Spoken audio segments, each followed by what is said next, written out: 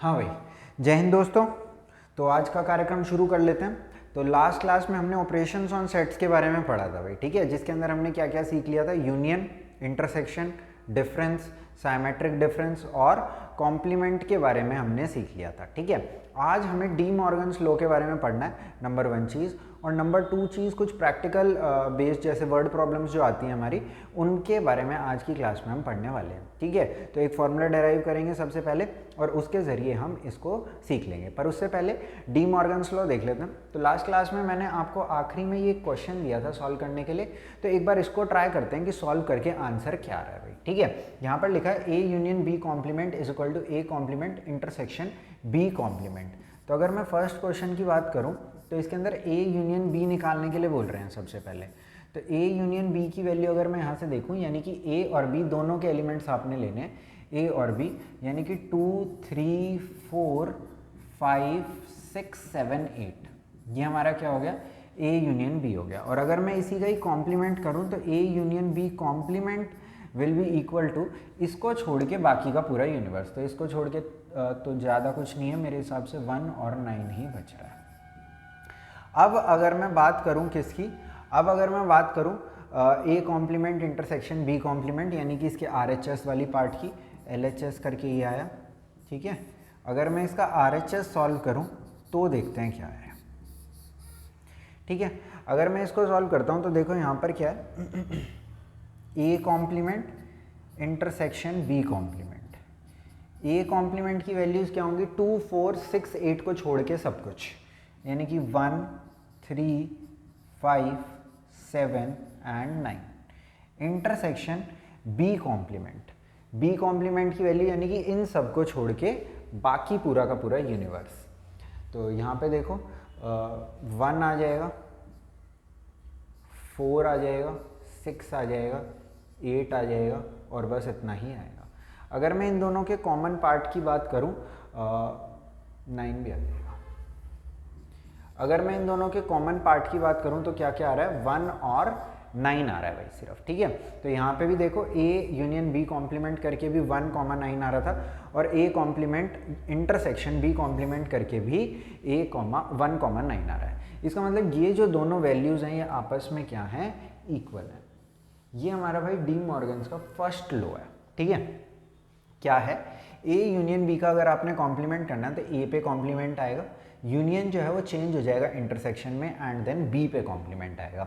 इसी तरीके से अगर आप सेकंड पार्ट भी इसका ट्राई करोगे तो इसमें भी आप देख सकते हो कि अगर आप ए इंटरसेक्शन बी का कॉम्प्लीमेंट करते हो तो ए कॉम्प्लीमेंट आएगा, इंटरसेक्शन जो है वो यूनियन में बदल जाएगा एंड देन बी का कॉम्प्लीमेंट हमारे पास आ जाएगा। तो ये दो क्या हैं, डी मॉर्गन के लॉ हैं। कभी भी आपको ए यूनियन बी और ए इंटरसेक्शन बी का पूरे के पूरे का कॉम्प्लीमेंट, होल का कॉम्प्लीमेंट सॉल्व करना है तो आप इसी तरीके से करोगे। जैसे कि अगर आपको कॉम्प्लीमेंट डालना है, ए पे कॉम्प्लीमेंट, बी पे कॉम्प्लीमेंट, और यूनियन किस में चेंज हो जाएगा, इंटरसेक्शन में चेंज हो जाएगा। इसी तरीके से देखो भाई, अभी जैसे अगली क्लास में हम कुछ प्रूव दैट से रिलेटेड सवाल कर रहे होंगे, मिसलिनियस में आपके कुछ प्रूव दैट के क्वेश्चन होंगे जो आपको बहुत तंग करते होंगे, ठीक है। तो वो सारे क्वेश्चन कराऊंगा, कुछ उसी तरीके के एक्स्ट्रा क्वेश्चन भी ले आऊँगा, तो उसमें थोड़ी बहुत चीज़ें यूज़ होंगी। जैसे कि अगर कहीं भी आपको a माइनस बी लिखा दिखता है तो आप मेरे को एक बार वेन डायग्राम से चेक करके बताओ, क्या मैं इसे a इंटरसेक्शन b कॉम्प्लीमेंट लिख सकता हूँ या नहीं लिख सकता। चेक कर लेते हैं। अगर मैं a माइनस बी की बात करूँ, a माइनस बी की बात करूँ तो a ये है और b ये। तो a माइनस बी कौन सा रीजन होता है, ये रीजन हमारा क्या होता है, a माइनस बी होता है, a माइनस बी, यानी कि a का पार्ट चाहिए पर b का पार्ट नहीं चाहिए, ठीक है। अगर मैं इस राइट हैंड साइड की बात करूं तो इसको देखते हैं भाई, इसके अंदर बोल रहे हैं ये a और b नॉट का इंटरसेक्शन। सपोज ये a है और ये b है, तो a क्या होगा, ये होगा, ये वाला पूरा पार्ट क्या होगा हमारा, a होगा। और अगर मैं b नॉट की बात करूं तो उसमें b को छोड़ के सब आएगा, यानी कि ये अगर b है तो b को छोड़ के सब आ रहा है।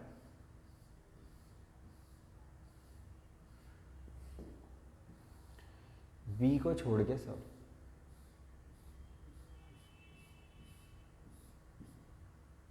तो अगर आप देख रहे होगे इन दोनों का इंटरसेक्शन मतलब कि वो पार्ट जिसके अंदर येलो और वाइट दोनों लाइंस आ रही हैं, वो कौन सा पार्ट है?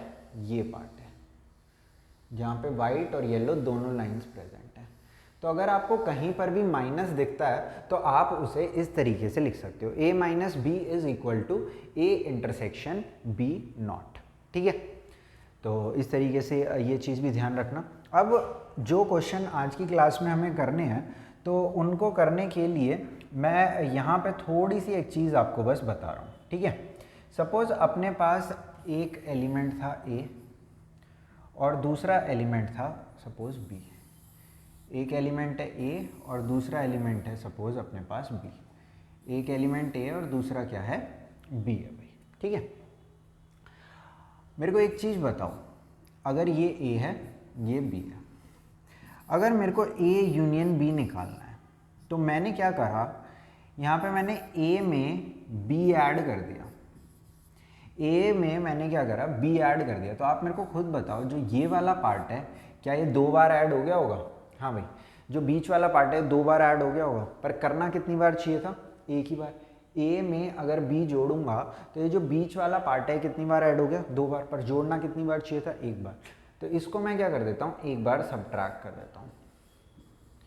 तो ये हमारा एक फॉर्मूला बन जाता है कि नंबर ऑफ एलिमेंट्स n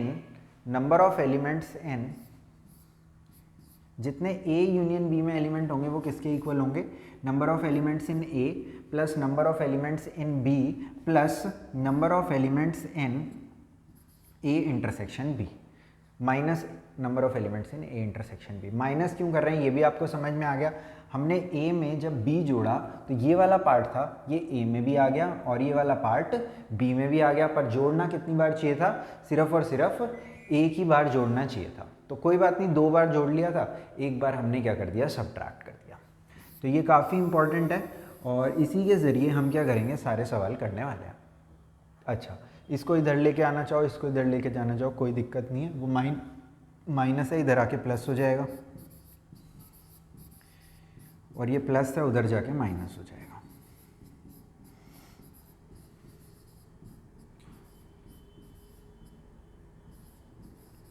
ठीक है, तो इस तरीके से देख सकते हो। a इंटरसेक्शन b में कितने एलिमेंट होंगे? a और b को जोड़ा तो ये वाला जो पार्ट था 2 बार जुड़ गया, तो कोई बात नहीं, रहने दो उसे, और a यूनियन b को सब्ट्रैक्ट कर दिया तो a चला गया, b चला गया, 1 बार ये भी चला गया।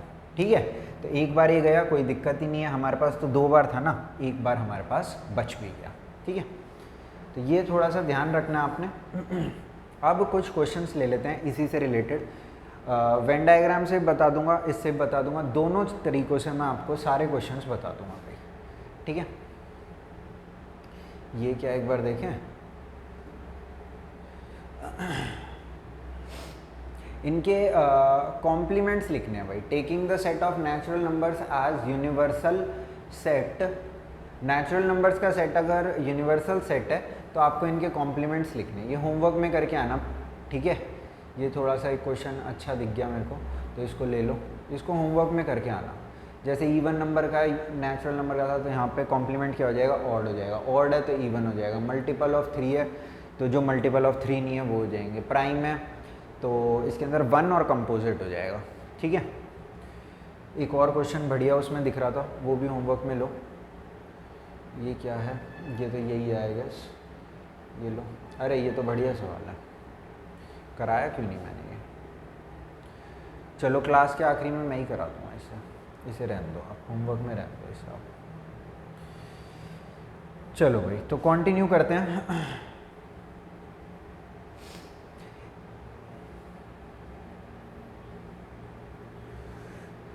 क्या है भाई, इसको दिक्कत क्या है? In a survey of 400 students in a school, तो टोटल बच्चे कितने हैं? 400 बच्चे हैं। 100 were listed as taking apple juice, 150 as taking orange juice and 75 were listed as taking both apple juice and orange juice. तो यहाँ पे भाई समझो, find how many students were taking neither apple juice nor orange juice. तो suppose ये हमारा क्या था? यूनिवर्स था। 400 बच्चों का क्या है? यूनिवर्स है।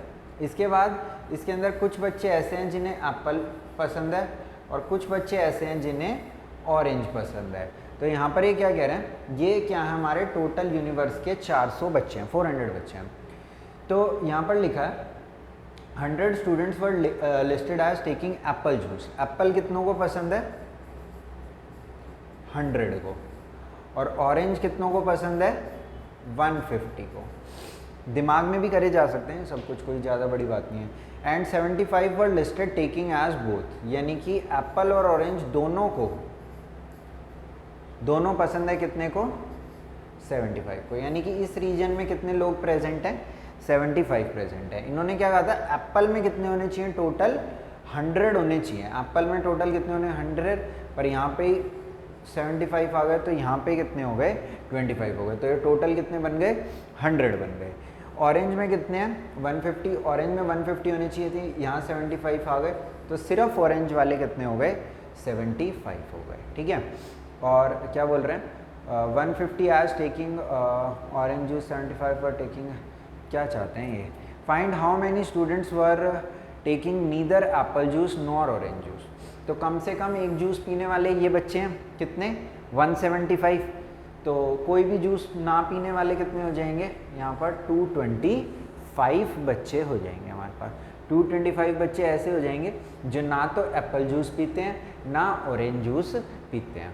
ठीक है, क्योंकि सिर्फ एप्पल वाले 25, एप्पल और ऑरेंज बोथ 75, और ऑरेंज वाले कितने हो गए, 75 हो गए। क्योंकि उन्होंने क्या कहा है, 150 बच्चे जो हैं वो ऑरेंज जूस पीते हैं, तो हो सकता है इन 150 में से कुछ एप्पल भी पीते हैं, और वो कुछ बच्चे हैं कितने, 75 हैं। ठीक है, 100 were listed taking as Apple, तो 75 तो बोथ ले रहे हैं, तो सिर्फ 25 ऐसे बच्चे जो सिर्फ और सिर्फ क्या करते हैं, एप्पल का जूस पीते हैं। ठीक है, तो इस तरीके से इस क्वेश्चन को थोड़ा सा हम कर सकते थे।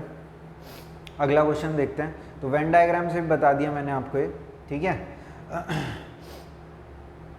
अच्छा फॉर्मूले से करना चाहते हो, फॉर्मूले से कर लो, कोई ज़्यादा बड़ी बात नहीं है भाई। देखो फॉर्मूले से हमें ये वाला रीजन निकालना है जो ना एप्पल में प्रेजेंट हो ना ऑरेंज में प्रेजेंट हो।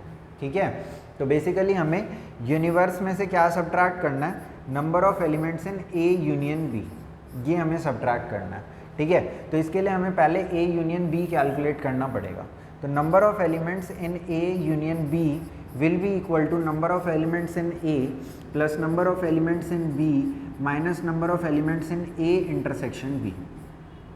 तो number of elements in A 100, B में 150 और A intersection B में इतना। तो ये हमारे पास कितने हो गए, 175 बच्चे हो गए। तो 175 बच्चे वो हैं जो या तो एप्पल जूस पीते हैं या तो ऑरेंज जूस पीते हैं, मतलब कम से कम एक जूस पीते हैं। ठीक है, तो यूनिवर्स में से इस पार्ट को अगर आप सब्ट्रैक्ट कर दो तो वो बच्चे आ जाएंगे जो कोई सा भी जूस नहीं पीते। तो universe minus A intersection A union B, तो यहाँ पे कितना आ गया, 225 बच्चे आ गए। यही मैंने यहाँ पे लिखा था। ठीक है, तो मल्टीपल तरीक़ों से देख सकते हो। और देखो, in a school there are 20 teachers who teach both mathematics और फिजिक्स, हु टीच मैथमेटिक्स और फिजिक्स, यानी कि टोटल 20 टीचर्स हैं जो या तो मैथमेटिक्स पढ़ाते हैं या तो फिजिक्स पढ़ाते हैं, हो सकता है दोनों भी पढ़ाते हैं। Of these 12 teach mathematics and 4 teach both physics and mathematics. तो अगेन अगर वेन डायग्राम से हम समझना चाहें तो सपोज़ ये हमारा एक वेन डायग्राम है। ठीक है, ये वो टीचर हैं जो मैथ्स पढ़ाते हैं और ये वो टीचर हैं जो फिजिक्स पढ़ाते हैं। तो क्या लिखा, 4 टीच बोथ, 4 टीचर ऐसे हैं जो दोनों सब्जेक्ट पढ़ाते हैं। ठीक है, अब क्या बोल रहे हैं, 12 टीच मैथमेटिक्स, तो 12 मैथमेटिक्स पढ़ाते हैं, तो सिर्फ मैथमेटिक्स के कितने हो गए, 8, क्योंकि 4 तो इन 12 में से ऐसे हैं जो फिजिक्स भी पढ़ाते हैं। अब टोटल टीचर कितने हैं, 20 टीचर्स हैं। ठीक है, तो यहाँ पर 12 ये हो गए, तो 8 यहाँ पे बच गए अपने पास। ठीक है, क्योंकि इन्होंने लिखा है सभी के सभी टीचर कुछ ना कुछ पढ़ाते हैं, यानी कि यहाँ पे कुछ भी नहीं आएगा इसके अंदर। ठीक है, ऑफ दीज 12 देख लेता हूँ एक बार। Of these 12 teach mathematics and 4 teach both physics and mathematics. How many teach physics, तो फिजिक्स भी कितने लोग पढ़ा रहे हैं यहाँ पे, 12 लोग पढ़ा रहे हैं। ठीक है, इसको भी मैथमेटिकली देखना चाहो तो देख सकते हो। यहाँ पर दिया है number of elements in physics और मैथ्स दोनों पढ़ाने वाले कितने लोग हैं, 4 लोग हैं। मैथ्स पढ़ाने वाले कितने लोग हैं, 12 लोग हैं। आपको फिज़िक्स पढ़ाने वालों की बारे में जानना है और आपको ये भी बता रखा है कि टोटल कितने हैं, टोटल 20 है। तो वही अपना लगा लो, number of elements in P union M is equal to number of elements in P plus number of elements in M minus number of elements in P intersection M। तो P union M में कितने हैं, 20। Physics पढ़ाने वाले कितने हैं, क्या मालूम कितने हैं। मैथ्स पढ़ाने वाले कितने हैं, 12 है। और दोनों पढ़ाने वाले कितने हैं, 4 हैं। तो यहाँ से x की वैल्यू कितनी आ जाएगी, 12 आ जाएगी। ठीक है भाई। तो मैथमेटिकली भी पूरा कर सकते हो, वेन डायग्राम से भी कर सकते हो, दोनों तरीके हैं। और देखो भाई, ये सवाल आसान है थोड़ा सा, ये आप कर लो, सेम है जैसा अभी बताया था। तो यहाँ पे क्या है, इन अ कमिटी, आप कर दो इसे, in a committee 50 people speak French. तो कितने लोग फ्रेंच बोलते हैं, 50। 20 स्पीक क्या है, स्पेनिश। तो स्पेनिश वाले कितने हैं, 20 हैं। और 10 स्पीक बोथ, खतरनाक लोग हैं यार ये तो। 10 speak both. How many speak at least one language, कम से कम एक लैंग्वेज, यानी कि हो सकता है एक से ज़्यादा भी बोलते हो, पर कम से कम एक लैंग्वेज के बारे में जानना चाहते हैं। तो आसान सा सवाल है, this part is equal to number of elements in French speaking, Spanish speaking. अब ये 2 बार ऐड हो गए होंगे, फ्रेंच में भी आ गए, स्पेनिश में भी आ गए, तो एक बार सब्ट्रैक्ट कर दो, ख़त्म कहानी। तो 50 प्लस 20 माइनस 10, तो 60 लोग ऐसे हो गए। वेन डायग्राम से देख लो, सपोज ये वो लोग हैं जो फ्रेंच बोलते हैं और ये वो लोग हैं जो स्पेनिश बोलते हैं। तो दोनों कितने लोग बोलते हैं, 10। तो स्पेनिश वाले कितने हैं, टोटल 20 हैं। ये पूरा स्पेनिश का पार्ट है, तो सिर्फ स्पेनिश वाले कितने हो गए, 10 हो गए। ठीक है। फ्रेंच वाले कितने हैं, 50 हैं, ये 10 हो गए, तो ये कितने हो गए, 40 हो गए। तो ये टोटल कितना हो गया, 60 हो गया भाई। ये टोटल कितना हो गया, 60 हो जाएगा। चलें आगे।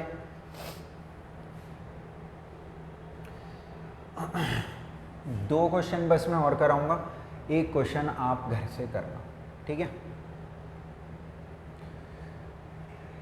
इन अ सर्वे, अच्छा अब यहाँ पे 3 वाला पार्ट है, तो थोड़ा सा ध्यान से देखना। मैं पहले आपको इस क्वेश्चन को वेन डायग्राम से कराऊंगा, फिर मैं आपको इसको मैथमेटिकली भी करा देंगे। भाई मैथमेटिकली थोड़ा सा मुश्किल हो जाता है, मल्टीपल तरीक़ों से कर सकते हैं इस क्वेश्चन को ना। तो ये है, in a survey it was found that 21 people like product A, B और सी की बात चल रही है, ठीक है। तो ये रीजन क्या रिप्रेजेंट कर रहा है, वो लोग जो कि तीनों प्रोडक्ट्स को लाइक करते हो, क्योंकि ये रीजन तीनों में कॉमन है भाई, ठीक है। तो यहाँ पे देख लेते हैं, 8 पीपल लाइक ऑल 3 प्रोडक्ट्स, ठीक है। फिर लिखा है 14 people like both A and B, like products A and B. तो ए और बी में पूरा का पूरा ये रीजन कॉमन है। तो ये रीजन में कितने लोग लाइक कर रहे हैं, 14 people like both A and B. 8 तो यही आ गए, तो 6 यहाँ पर बचे, ठीक है, 6। इसके बाद क्या है, 12 पीपल लाइक सी एंड ए। तो यहाँ पे कितने लोग होने चाहिए, 12 लोग होने चाहिए। 8 तो यही आ गए, तो यहाँ पे कितने हो गए, 4। फिर बी और सी को 14 लोगों को पसंद है, तो इस रीजन में बी और सी कॉमन है। यहाँ पे कितने लोग होने चाहिए, 14 होने चाहिए। तो 8 तो यहीं हो गए, तो 6 यहाँ हो जाएंगे। 21 पीपल लाइक प्रोडक्ट ए, तो 21 पीपल लाइक प्रोडक्ट ए। तो यहाँ पर ये देखो क्या कार्यक्रम चल रहा है। तो इनको यहाँ पे पूरे में क्या होना चाहिए, 21 होना चाहिए। तो 14, 18, तो यहाँ कितने बच गए, 3। इन सबको कैलकुलेट करो, कितना आएगा, 21 आ जाएगा, ठीक है। क्योंकि ए में कितने होने चाहिए, 21 होने चाहिए। सिर्फ ए में नहीं बोला उन्होंने बोला ए में। ए प्रोडक्ट कितनों को पसंद है, 21। हो सकता है उसे बी भी पसंद हो, है ना, हो सकता है उसे सी पसंद हो, या फिर हो सकता है उसे ए बी सी तीनों पसंद हो, यानी कि इस 8 में लाया कर रहा हूँ। 26 लाइक प्रोडक्ट बी, तो 26 बी को पसंद है, पर कुछ लोग तो पहले ही आ चुके हैं यहाँ पे। ये कितना हो रहा है 20, तो यहाँ पर कितना हो जाएगा 6 हो जाएगा।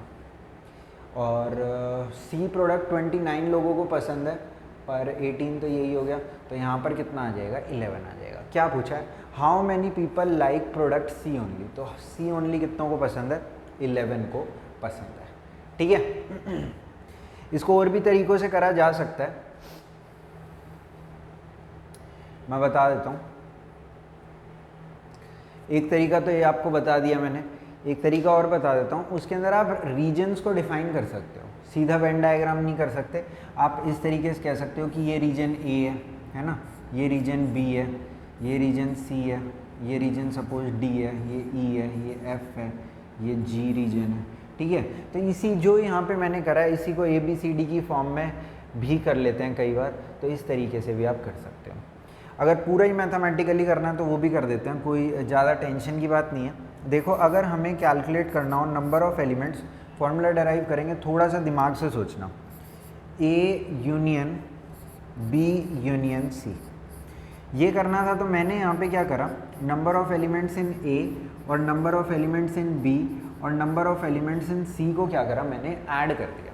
ठीक है भाई, अब यहाँ पे गलती मेरे से क्या क्या हुई ध्यान से देखना। मेरे से नंबर 1 गलती ये हुई, जब मैंने ए को और बी को ऐड करा तो जो ये वाला रीजन था ये 2 बार ऐड हो गया। कोई बात नहीं, सुधार लेते हैं, एक बार सब्ट्रैक्ट कर दिया। पर जब ए को और ए बी सी ऐड करें तो ये वाला रीजन भी 2 बार ऐड हो गया। कोई बात नहीं, इसको भी सुधार लेते हैं, ए इंटरसेक्शन सी। और जब बी और सी को ऐड कर रखा है तो इसका मतलब ये वाला रीजन भी 2 बार ऐड हो रखा है, तो इसको भी सुधार लेते हैं, एक बार हटा देते हैं। ठीक है भाई, इतनी बात समझिए, आगे समझो। अब देखो गलतियां, देखो कितनी बढ़ती जा रही हैं गलतियां।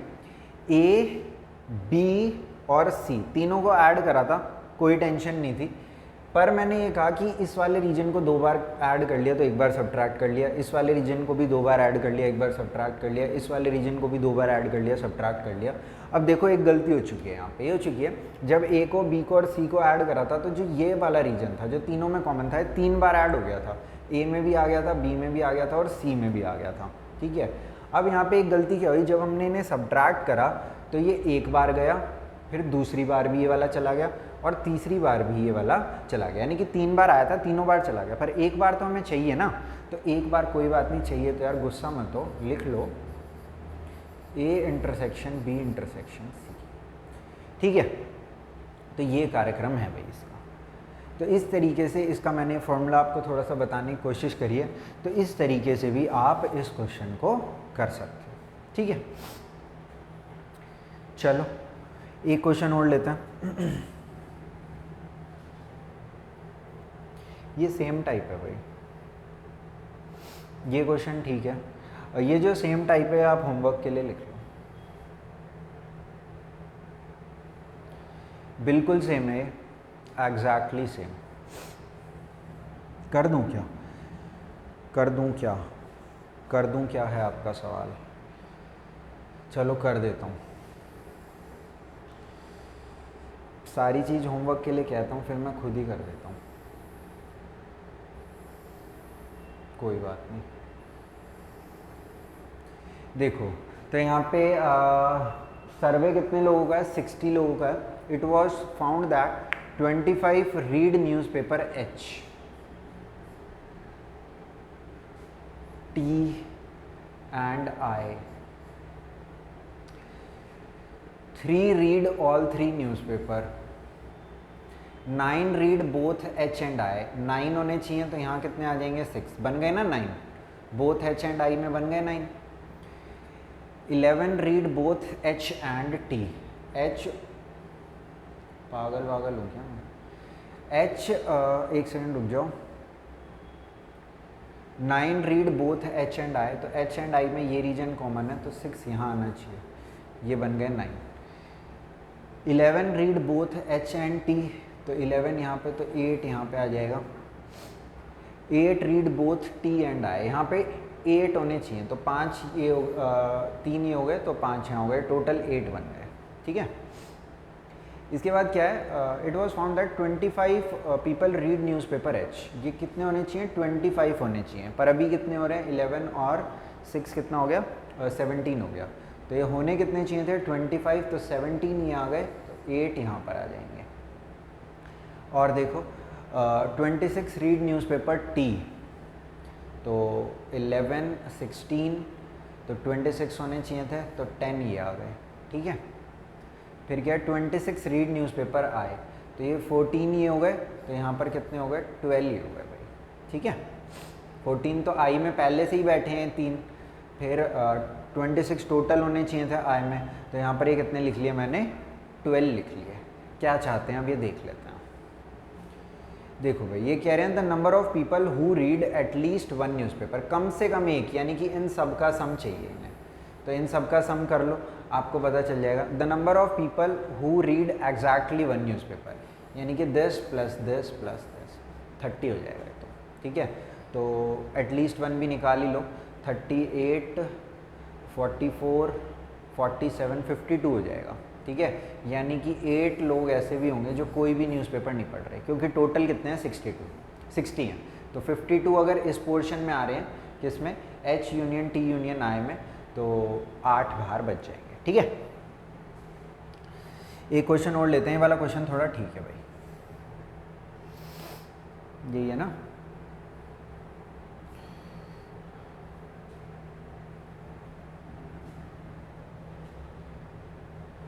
देखो भाई क्या कह रहे हैं, in a college awarded 38 medals in football. Football में कितने मेडल्स मिल रहे हैं, 38 मिल रहे हैं। बास्केटबॉल में कितने मिल रहे हैं, 15 मेडल मिल रहे हैं। और क्रिकेट में कितने मिल रहे हैं, 20 मेडल्स मिल रहे हैं। If these medals went to a total of 58 men and only 3 men got, men क्या है, हटाओ इसे,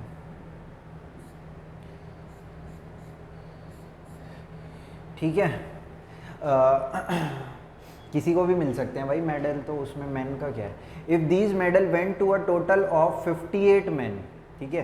ये टोटल मेडल्स कितने लोगों को मिले हैं, 58 को मिले हैं। इसका मतलब सीधा सा ये है कि कुछ लोगों को मल्टीपल मेडल्स मिले होंगे, है ना। तो 58 लोगों को मिले। If these medal went to a total of 58 men, then क्या चाहते हैं, and only 3 got medal in all 3 sport.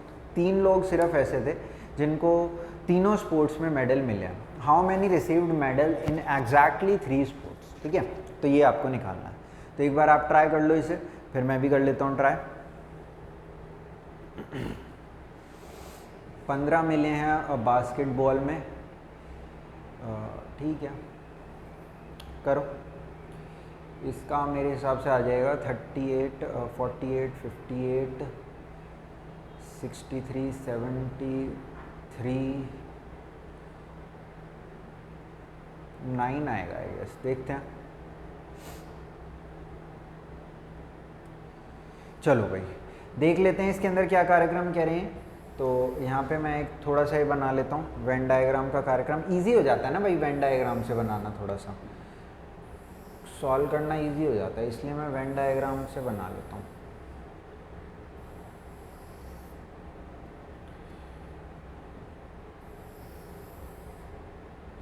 ठीक है, तो देखो भाई क्या है, 3 लोग तो ऐसे हैं जिन्हें हर स्पोर्ट में मिल गए। Only 3 got medal in all 3 sports. हमें ये निकालना है। सपोज इस रीजन को ए मान लो, इसको बी मान लो, इसको सी मान लो, ठीक है। अब क्या बोल रहे हैं, इक्वेशंस बना दूं क्या, लो आसान कर दूंगा क्वेश्चन को, बहुत आसान कर दूंगा। हमें क्वेश्चन में वैल्यू निकालनी है a + b + c की। बात समझ में आ गई भाई। Only 2 sports, how many received medal in exactly 2 sport, यानी कि ए बी सी का सम की वैल्यू अपने को निकालनी है, ठीक है। तो देखो भाई यहाँ पर क्या कार्यक्रम है, कर लेते हैं एक बार इसको सॉल्व। सपोज ये रीजन है,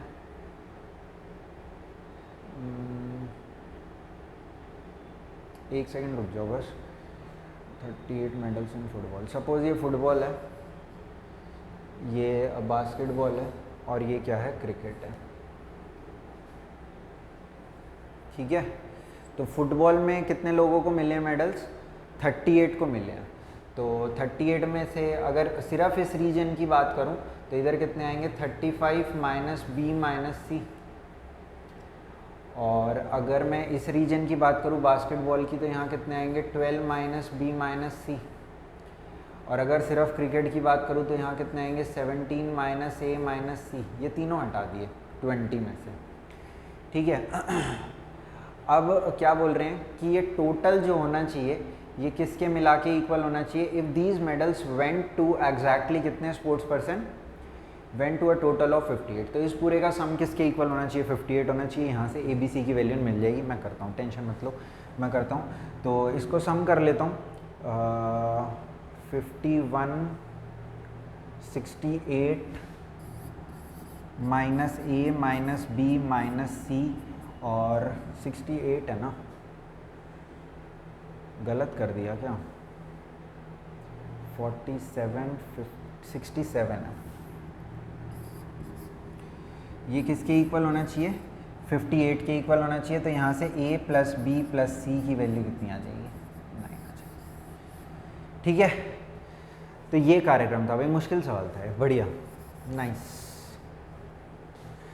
चलो ठीक है भाई, तो ये अपना सेट से रिलेटेड पार्ट था। मोस्ट ऑफ द सेट मैंने कवर कर लिया, पर इसके अंदर भी जो डिफ़िकल्टी यानी कि प्रूव दैट के सवाल होते हैं वो स्टिल बचे हुए हैं, तो उसको मैं नेक्स्ट क्लास में डिस्कस करूँगा। आज की क्लास में आने के लिए thank you, bye bye, tata. Next class में मिलते हैं आपसे।